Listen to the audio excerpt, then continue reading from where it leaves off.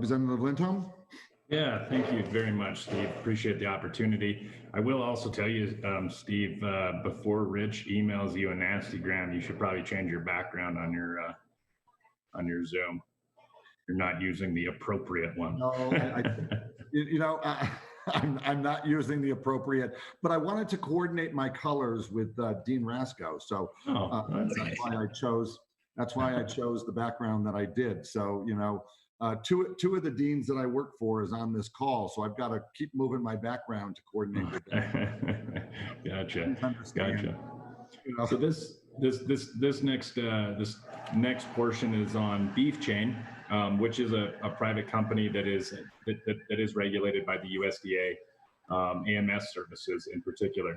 BeefChain was formed right around 3 years ago by a group of kind of wildcats that didn't really know what the heck they were doing. Steve was part of that initial group, as was I, and over time we've been able to kind of advance our technology as far as how we're tracing cattle and return on investment for the ranchers that do enroll with us.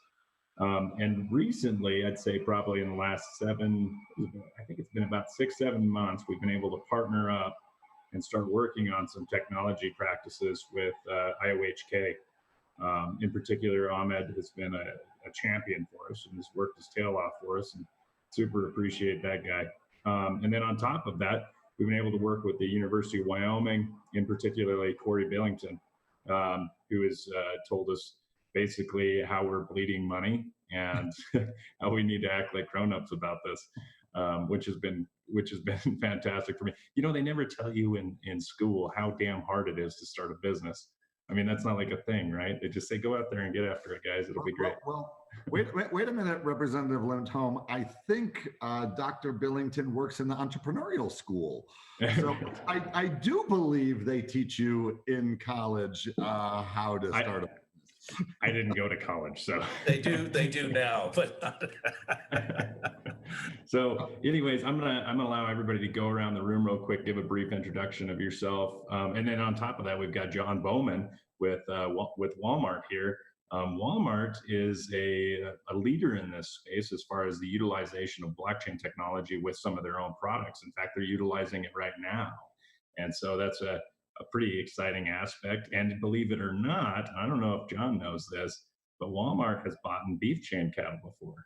Now, granted, Walmart, yeah, Walmart buys a hell of a lot of cows. So Walmart Canada. Yeah.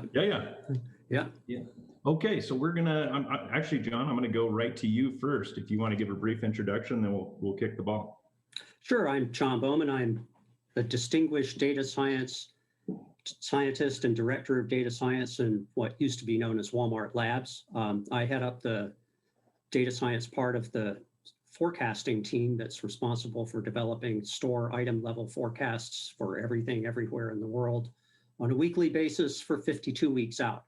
My talk is going to be a little off topic. We all know that GPUs are heavily utilized in Bitcoin mining and whatnot, but I'm going to talk more about industrial applications that we see rather than talking specifically about BeefChain and blockchain. It'll be, I think, an interesting introduction to how GPU computing can be used throughout any business to help make the business more efficient in many ways. So what you're saying, so just so I get this right, John, is you're going to drive the damn price of video cards up again? We already had that problem with miners. Is that what you're telling me? Heck yes. And I'm going to route you to my friends at NVIDIA who are giving me a cut of that action. No. You would be amazed at the productivity gains you can get. And you'll see a few examples that we've managed to put in place at Walmart. Okay. And next we're going to go to Corey, Dr. Billington. Yep. So let me also say that John and I have been colleagues for 45 years. So no, it's only 25. I'm sure of that. Yeah, sure. So I, as many of you know, I was the vice president, global vice president in charge of supply chain operations and services at HP, which included consulting. I was the chief procurement officer, and I had lots of other roles, trade compliance and education and some other things.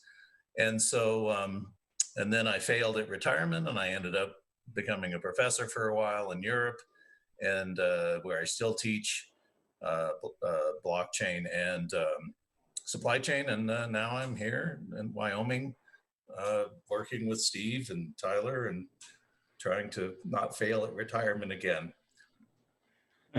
I really appreciate that, Doctor. And so our next one I'm going to introduce is Mr. Steve Lupien, who happens to be the president of BeefChain, and was one of the initial go-getters when we started down this crazy road of tracking live animals on the hoof in the state of Wyoming on a blockchain. Mr. Lupien.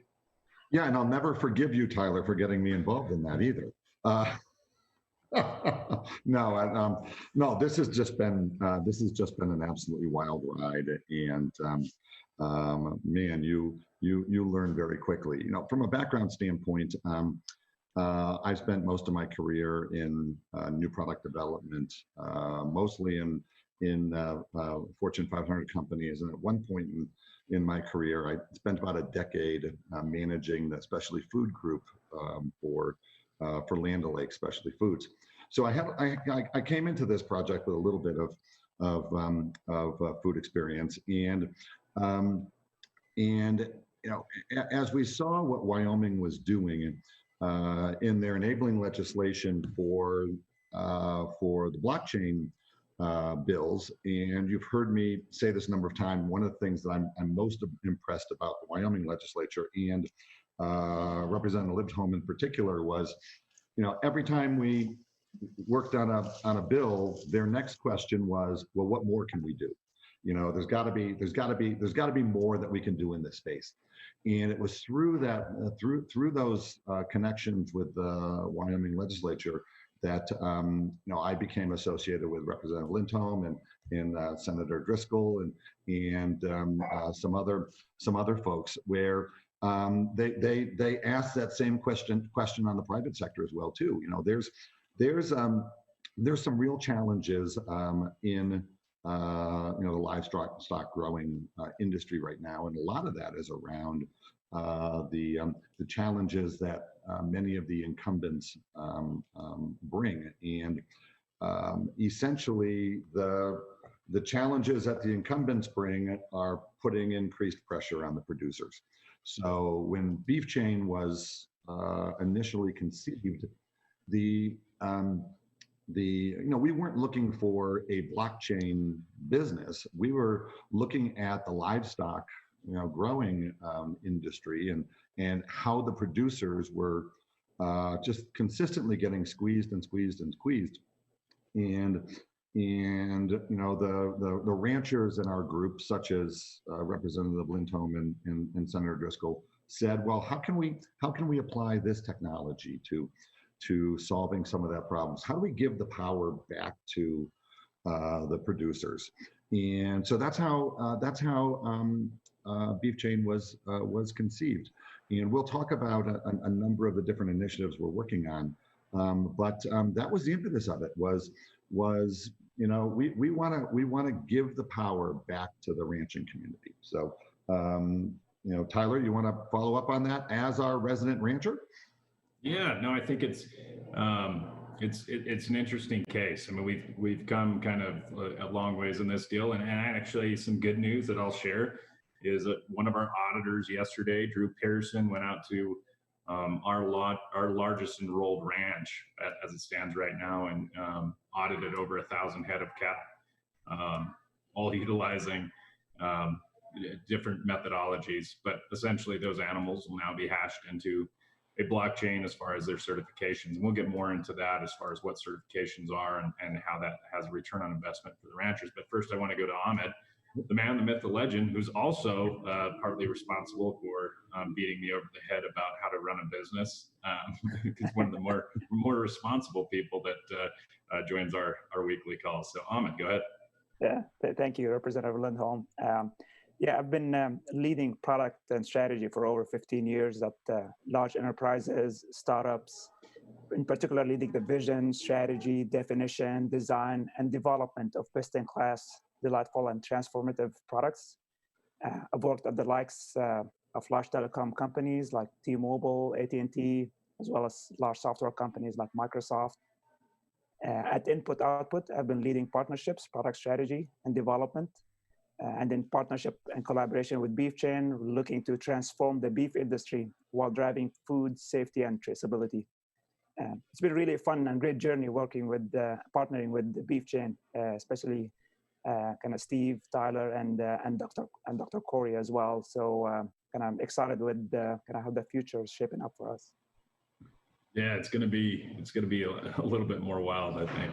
All right, so Ahmed, do you want to go ahead and start sharing your PowerPoint? We'll go through that, and I think that'll be a good kickoff point.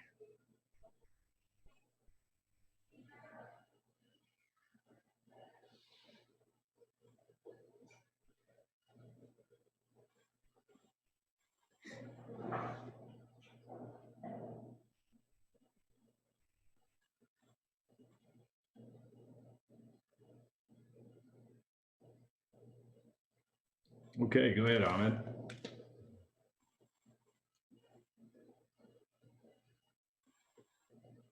Oh, there we go. Okay, so in this presentation, we'll be covering a few items here. I mean, in particular, the value of provenance. I mean, this is kind of a great I look at it as a great peanut butter and jelly. This relationship with BeefChain, between Input Output and BeefChain, because we're marrying a business problem that's existing right now. That's really a pain point for different stakeholders within the beef industry in particular. And in particular, we're talking about the producers and the ranchers. And in this product that we have the vision for, we're looking to address the pain points in that aspects, and as well as how do we bring value back to the producers and ranchers. And with that, we could start with the safety of food safety. I don't know, Steve, Tyler, do you want to kind of take a stab at kind of the existing business problems that you guys are seeing? Sure, Tyler, take a stab. Okay. Yeah. So one of the biggest issues that we consistently see, and I'm gonna talk about Walmart because they're a leader in this space as far as food traceability, and as far as what they've done to be able to limit these cases that keep popping up.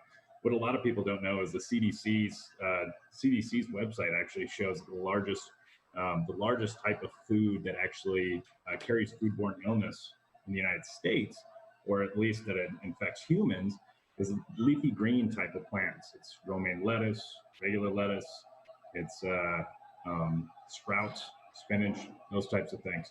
And the reason why is, because they're not frozen. They're not usually put under an immense amount of heat before they're eaten. And in large part, it's picked in relatively hot, humid areas. And it's shipped in a cool environment where bacteria can grow. So there's no way to see that bacteria. And John, you can step in on this deal anytime you want as far as the Walmart story. But the way the Walmart story goes in regards to leafy greens is they were looking at about a 6-day turnaround as far as traceability back to the producer. And that 6-day turnaround, they were actually having to wipe every shelf in every one of their stores. It was a huge waste of money, right? And so smart guys like Mr. Bowman put their heads together and said, I'm gonna give you credit anyways, put their heads together and decided that they were gonna try out a new technology. They're gonna try out blockchain and be able to see what that looks like as far as a traceability concept, as far as an application is concerned. And they were able to, in their test case, they were able to lower their traceability from 6 days down to, I think it was like 2 seconds or something. John, is that right? Wow, I've learned something here. That's impressive. I don't know. It got pretty wicked. There's some great articles online that you was Frank Yanis with his famous Walmart mango study, if I recall, Tyler. And I think it was even less than 2 seconds. It was. It probably could be. Fractions of, and so The moral of that story, though, is as soon as they realized what they had, they immediately put all of their leafy green producers, they told their leafy green producers, you're either on this new system or you're no longer supplying to Walmart. And no doubt. I mean, why wouldn't you do that if you if you could demonstrate that you could actually trace food the entire length of it, also knowing what stores it went to, instead of assuming that it went to every store or having to assume that it went to every store. So you know exactly where the problem is. And so that's been a really handy aspect. But we've been living with foodborne illness for quite some time. I mean, raw milk was originally made illegal because of tuberculosis.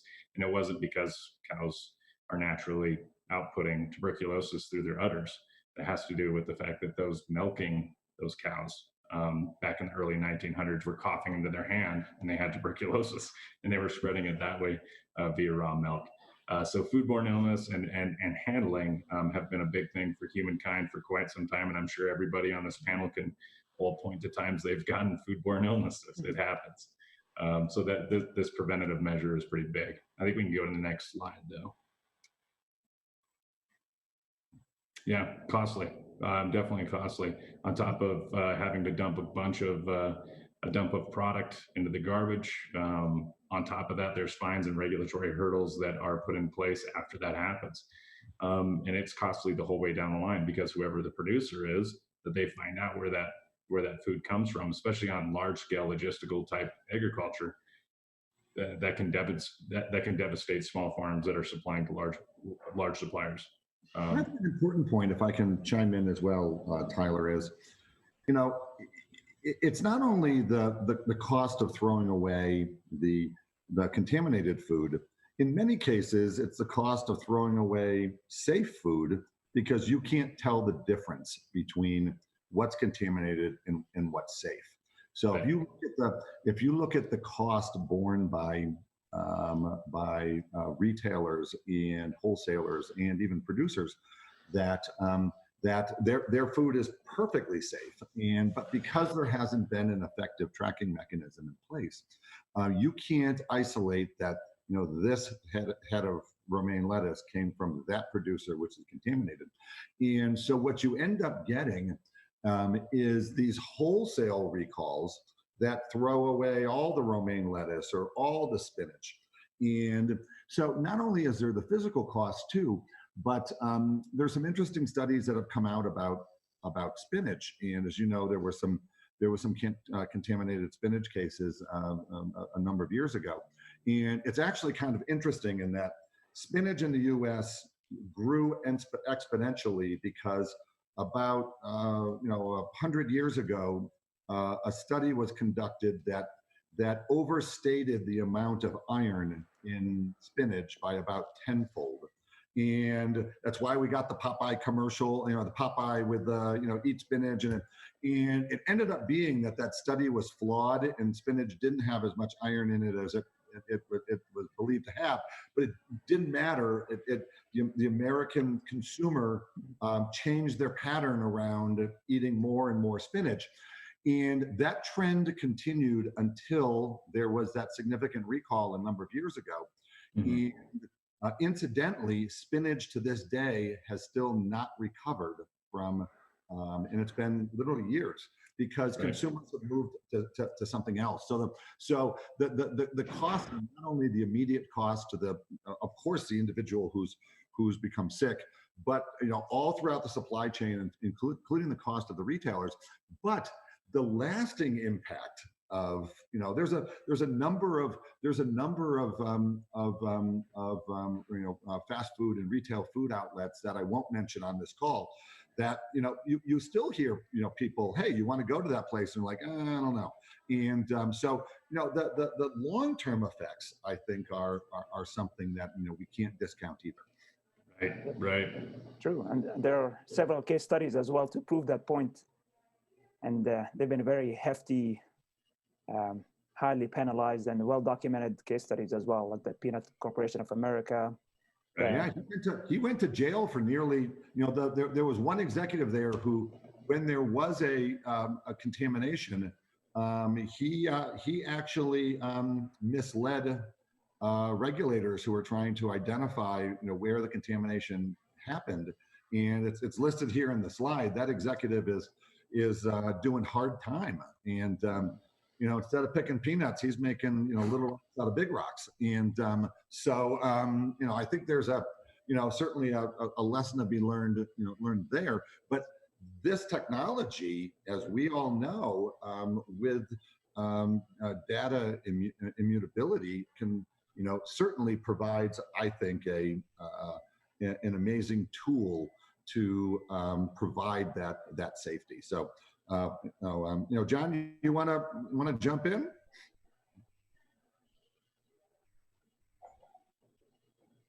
I lost my mouse on the screen there. No, I agree with this. This is great. I mean, we get hammered every year by romaine lettuce. 1/3 of the United States, we'd have to remove every piece of romaine lettuce. We wind up having it packaged in mixed salad bags, so the entire mixed salad bag has to be thrown away. Those are huge sellers for us. It's not just the romaine lettuce itself, it's all the stuff that gets mixed in when you're doing pre-prepared salads that has to get thrown away. And that little piece of information Tyler gave us about the reduction in identification time down to 2 seconds, I intend to use that at my next internal speech about high technology impacting our business. That's really great. Yeah, John, we're happy to send you the Walmart study. We're too big. I don't know very much anymore. Yeah, actually, I'd love to see that, though. I'll send it on to you. All right, let's get to whipping here, because we're going to run out of time here pretty quick. So I think we pretty well covered this as far as Steve talking about why and what we wanted to do as far as returning power back to the rancher and the consumers. So I think we can go to the next slide. Okay. All right, so this gets into the certification aspect that I did want to talk about. We didn't really have a way that we could return investment back to the rancher. I mean, imagine going to ranchers and being like, hey, put these RFID tags in your cattle's ears and it'll be great. And by the way, you have to pay for the tags. I mean, it's kind of a weird scenario, right? So we found an existing program in the USDA that's handled by Animal Marketing Services, AMS, and that's called Program Cattle. So what happens is a company can become a third-party verifier, and you have to, it's one hell of a manual you got to write, and there's a lot of steps as far as the QAD that you've got to follow. In order to be one of these third-party identifiers, you're audited by the USDA on an annualized basis. But BeefChain did that. And BeefChain became the first blockchain company that I know of, that I've ever been able to find in the history of blockchain technology that's been essentially verified and audited by the US government. So that's kind of a fun aspect. It's fun to say, it's not fun to do. Audits are never fun. So what we verify is natural, non-hormone treated cattle and source and age verification. The non-hormone treated cattle, that allows our animals to be exported to countries like China. The source and age verification is handy for exporting animals to Japan, and the NHTC, the non-hormone, is also good for European Union. And then the natural, that really opens up the market as far as being able to do grass-fed, or these niche, more smaller down markets where they're non-antibiotic, non-hormone, they're raised on open grass for 90% of their life. And so that's been a lot of work, and it's been a rewarding aspect because we have been able to return investment back to our ranchers. In fact, the ranch that was one of our ranches this year that did exceptionally well, sold at right around 25 cents a pound, more than the market average. When they sold, they topped the market that day. So what that means for the rancher is the rancher invested it was about a $2,500 investment for that rancher. And that rancher's return on investment was right around 25 to 30,000. It's a 10X investment. Now, can we guarantee that every time? Of course not. But these programs have been proving exceedingly valuable. And so that's something that we're pretty proud of. But it is a hell of a lot of work. It's not for the faint of heart to jump into something like this. It was a lot. I keep complaining about it. So I think we can. So as far as the end-to-end traceability on top of being able to capture that data on those animals. Every animal's RFID tag is validated into our system with their certifications attached to them. And then those can be proven at the end of that life cycle. We've actually got one of our ranchers right now that is serving beef at the Sheraton Hotel in Taipei, Taiwan. And right there on the menu is a BeefChain QR code, where every customer in that ranch, or every customer in that restaurant can scan that QR code and get traced right back to the ranch of origin. So they know exactly where their beef is coming from. And those steaks are selling for like $300 a pop. I mean, I wish I was getting $300 $300 for a steak that I produce. It's wild. So anyways, yeah, I think we can, I think we're good on that one. Hey guys, I'm trying to whip because we're running out of time. Sorry. Okay. Actually, Ahmed, this is you. This is really cool. Exactly. Yeah. So I'm not going to get into the weeds of this, but essentially, I mean, we looked at the kind of the pain points and the opportunity with BeefChain is, and how do we develop a solution to scale this operations in a pragmatic way. So we looked at it at both component, kind of a trace management system where supply chain and BeefChain, coordinators can create their product, their events, their templates, as well as create a really delightful, engaging consumer experience. Because at the end of the day, this is what we're trying to do is connect the ranchers to the consumers. And we want to tell the story of the rancher as well. I mean, so as you see, an example that we're developing is a way for the end consumer to really understand what the product they're buying, who's it coming from, that it's a real person, real ranch, really family owned, as well as some provenance aspects to it. Like, I don't want to get into terminology in the beef, but background there, various shipping dates, timelines, as well as engaging videos, certifications, and so forth. So we want to be able to provide that transparency and traceability to the end consumer.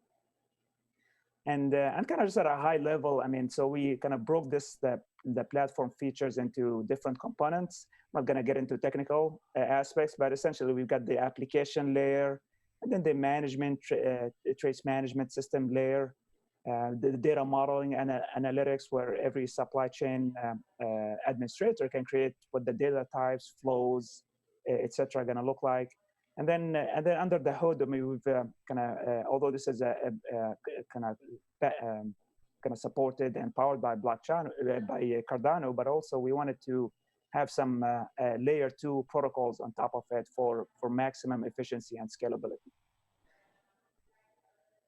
So with that, I'll turn it over, and I think my part is done here. Yeah, thank you. Yeah, no, I really appreciate that, and it's an exciting aspect. And so that on that demonstration screen where you saw the calf, essentially, yeah, right there. So that's actually Val Murray, who is selling beef overseas at the Sheraton Hotel. So if there's any folks overseas that own a restaurant and you'd like to serve Wyoming beef, get in contact with us, because we can certainly put you in contact with those people. By that, I mean, BeefChain's not going to sell you animals. We have no interest in that.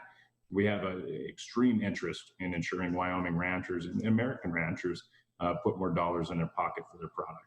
And so we'll just facilitate that introduction. And if you choose to use BeefChain's traceability product on your menus, then great. We will definitely be in favor of that. So I want to turn now. Oh, go ahead, Steve. Let's talk just real quickly before we kick it back about the pilot program that BeefChain is working on right now with HK. And describe the customer experience in that pilot. And I'll let Tyler and Ahmed handle that. Sure. So I think, and this, in some cases, this mirrors what we were originally doing with the Taipei Sheraton, but on a much higher level. Currently, right now, we just point back to the ranch of origin, and you can learn some quick gimmies about those animals. Whereas with the IOHK Cardano model that we're currently working on with Ahmed and his team is everything about that animal. The consumer will know whether that animal's been given a vaccine, when it was given a vaccine.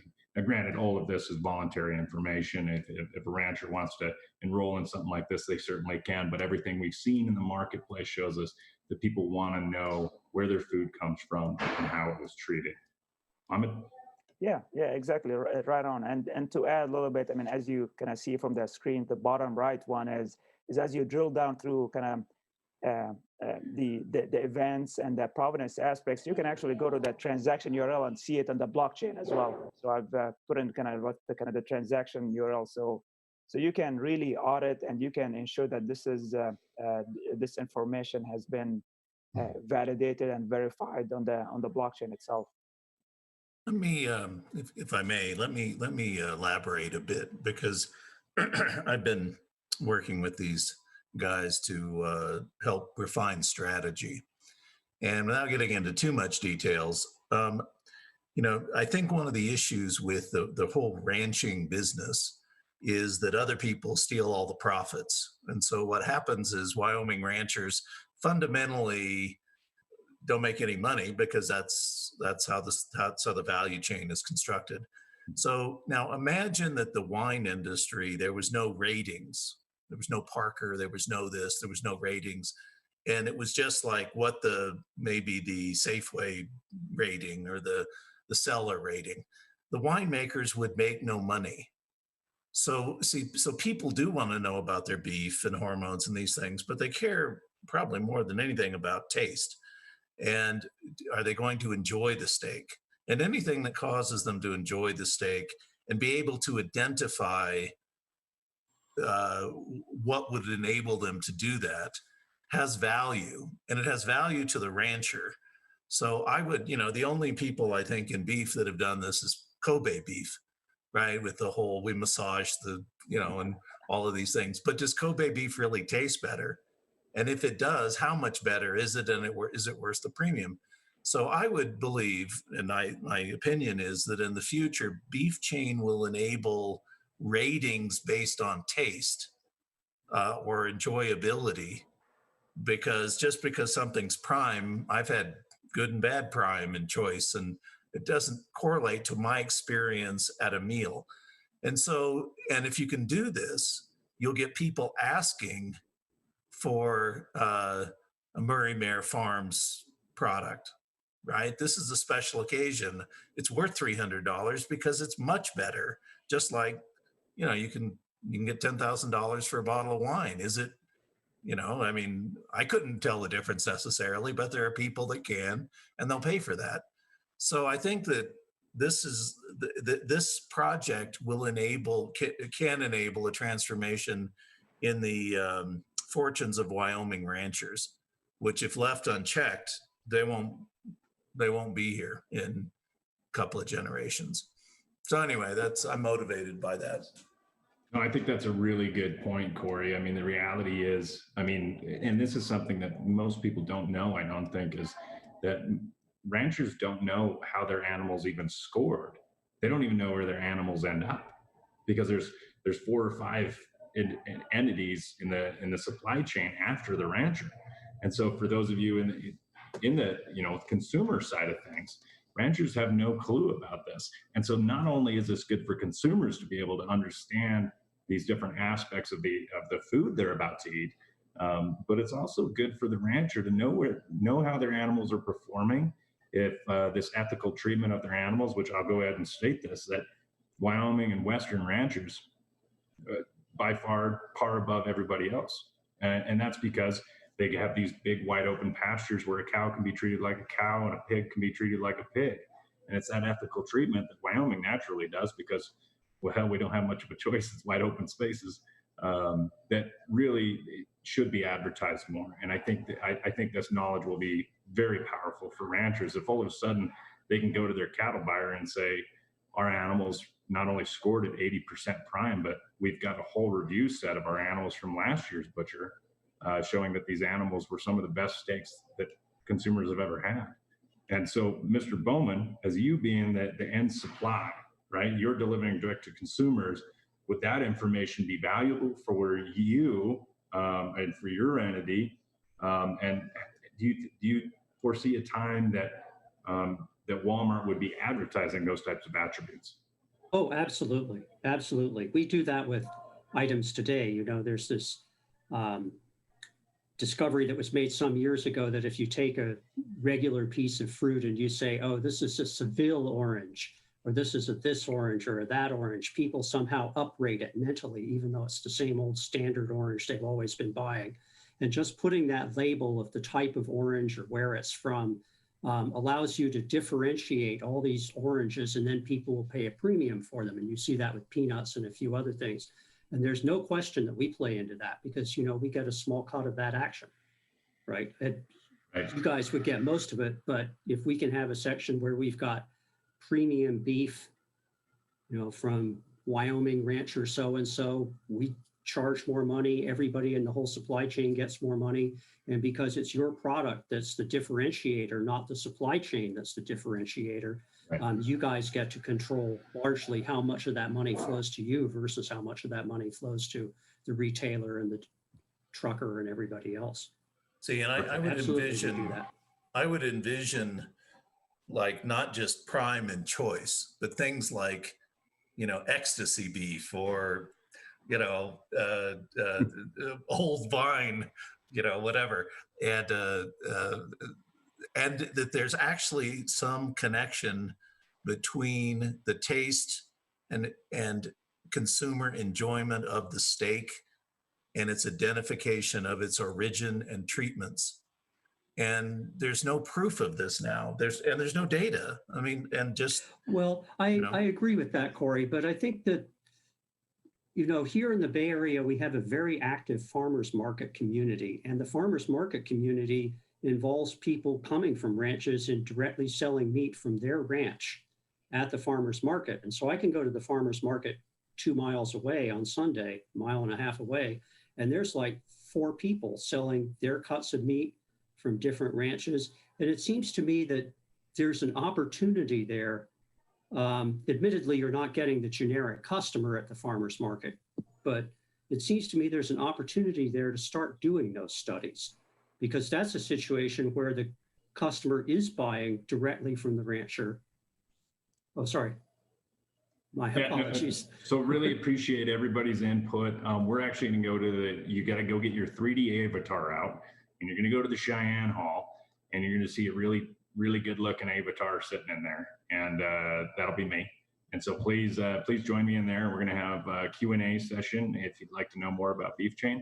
And Dr. Scott Stornetta, I'm actually really upset I'm going to go do this Q&A session because I really wanted to listen to yours. You're kind of the father of blockchain. But anyways, really appreciate it, guys. We'll see you in the Cheyenne Hall.